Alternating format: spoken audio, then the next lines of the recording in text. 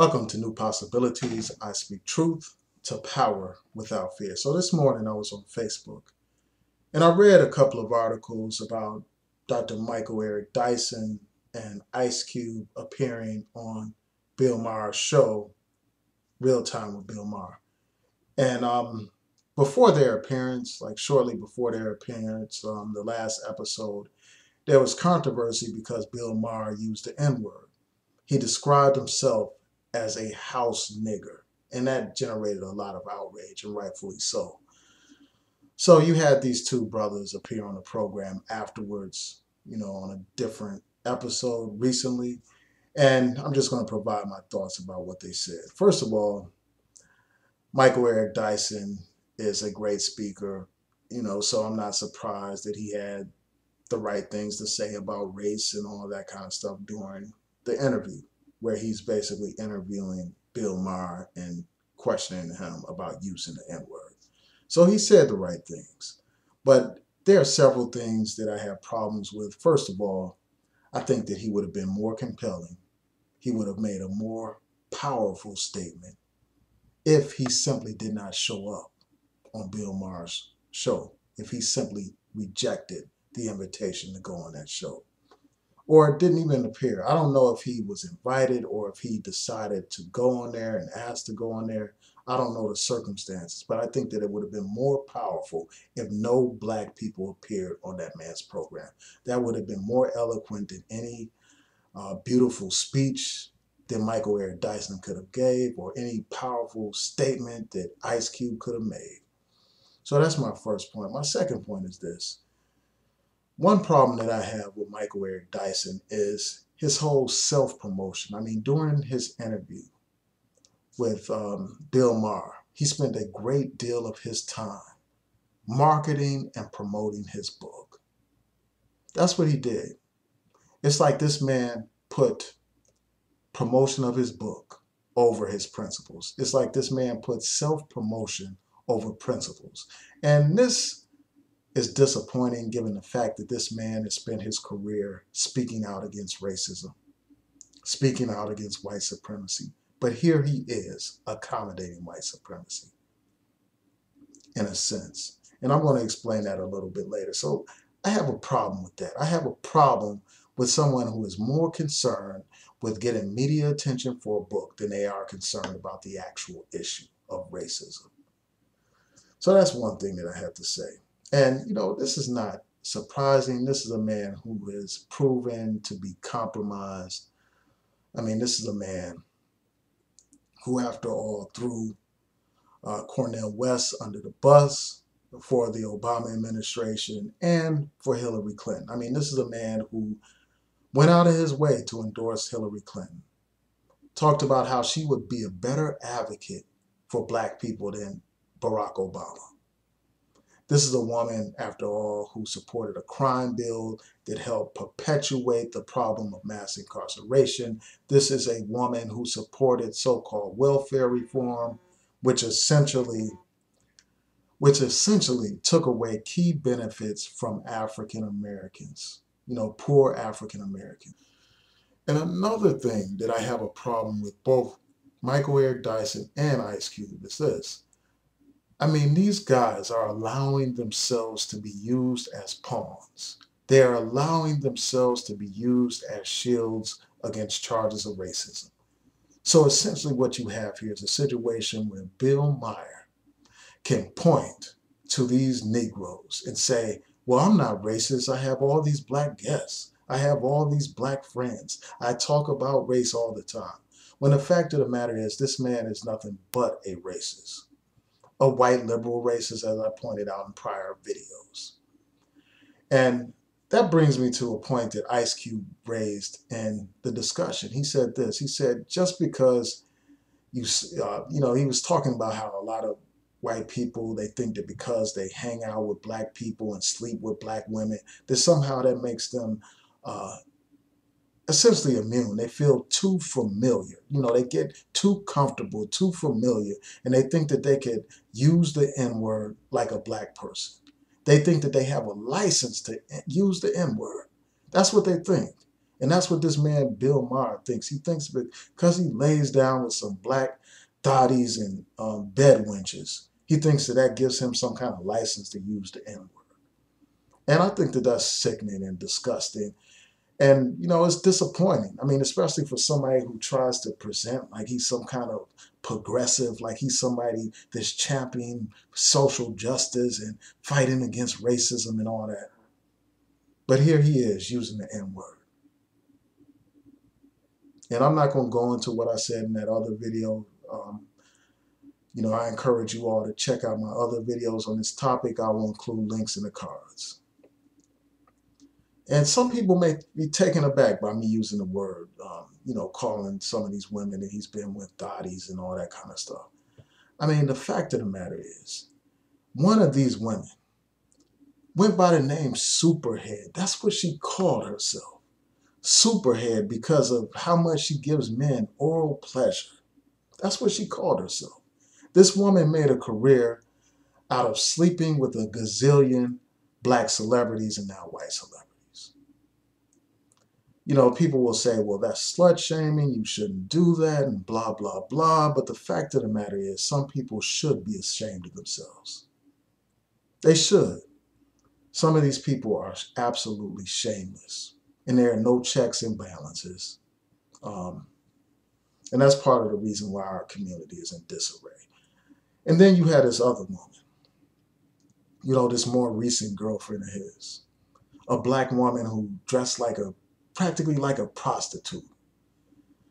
A black woman who implied that this man used the N-word regularly. She implied that. She wouldn't directly answer it, but she implied it. And I'll post links to an article that points this out. So my question is this, what kind of woman would be in a relationship with a white man who uses the N-word?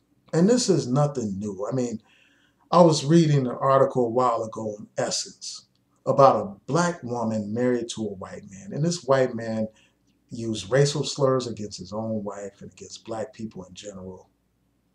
And she was with this man. She was in a relationship she was married to this man. So again, my question is, what kind of real black woman would tolerate that? So when I use those terms, you gotta understand where they come from. You have to understand. I mean, I did a video like a while ago about this other person. I think her name was Ashley Madison or something like that. That woman had a racist boyfriend who was captured on videotape just going off on black people. How can any black woman in their right mind be with a white racist man? I don't understand that. But anyway, I mean, the fact that this woman pointed out that this man has said, implied that this man has used the N-word before, that should be very troubling.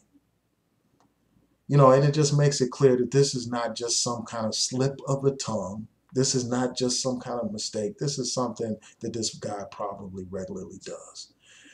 And I'm just going to go back to Michael Eric Dyson before I go on to another point. And the point that I want to make about Michael Eric Dyson is this. I mean, his tone was weak, soft. It wasn't confrontational. It was compromising. And that's something that I can't respect. This man put his friendship over principle. And that's something that I can't respect. I mean, this guy is trying to reason with this guy, Bill Maher.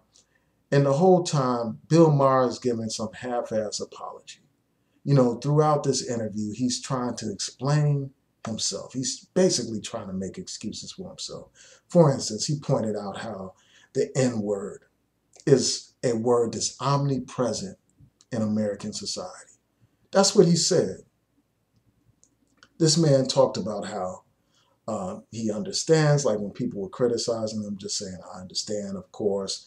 And he talks about how he didn't make a career out of using the N-word and blah, blah, blah. I mean, this guy was making excuses for his conduct. I mean, he did half-heartedly apologize, but at the same time, he was trying to rationalize what he was saying.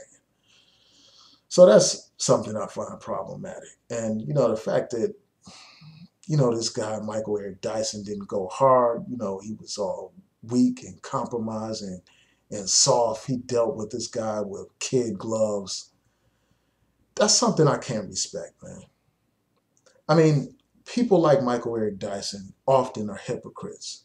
I mean, imagine if a conservative said the same thing. Imagine if somebody on the Trump campaign said the same thing. Imagine if a Tea Party person said the same thing that Bill Maher said. Michael Eric Dyson would be outraged. But here he is, handling this man with kid gloves, basically giving him a pass. And before then, this man was defending Bill Maher on Twitter. And that's something, again, that I cannot respect. I can't respect that. Now, one thing that I respect about Ice Cube is how he basically had a more confrontational stand. He kept it real, and I'm glad that he called out that whole thing about people having black friends and getting too familiar, and just because they sleep with black women, that doesn't mean that they get passes and all that kind of stuff. I'm glad that he said that. And I rock with him on that. I feel him on that. Now, something else that Ice Cube said was interesting. He said that the N word is our word and we're not giving it back, meaning that white people cannot use the word. It's something that only black people can say. And I want to talk about that for a second. First of all, the N word is not our word. We did not choose that word for ourselves. That word was imposed upon us by our white slave master. It was used to degrade and humiliate and disrespect black people. And it's still used that way today. No matter how much we try to change it around, no matter how much we try to change it through ebonics by changing the ER to an A, the fact of the matter is that word's history is rooted in racism. And there's nothing no one can do to change that. I mean, people talk about how, well, black people use it, that kind of waters it down and gives it less strength. But the fact of the matter is, that word is still painful, no matter how many times black people try to incorporate it. And the fact that black people continue to use that word speaks to the psychosis that we suffer from. It speaks to the trauma that we have suffered from. It speaks to like how messed up we are psychologically. We have basically internalized our oppressor's language and attitude by using that word. We have given it life. And now what happens is, because black people use that word frequently in their music and in their conversation, now you have these self-entitled white liberal racists who think that they have a license to use it. So, that's what I have to say about that. That is not our word. But I'm glad that he pointed out how it's not acceptable for a white person to use it, period, under any circumstances. I don't care how much you were raised in the hood. I don't care how many black token Negroes you hang around with. There's never an excuse or justification for white people to use the N-word, period. So those are my thoughts. Tell me what you think. Please rate, comment, and subscribe. And for those of you who are on Twitter and Facebook, I encourage you to follow me on Twitter at NewPosBlog, and follow me on Facebook, like my Facebook page at New Possibilities Blog. Peace.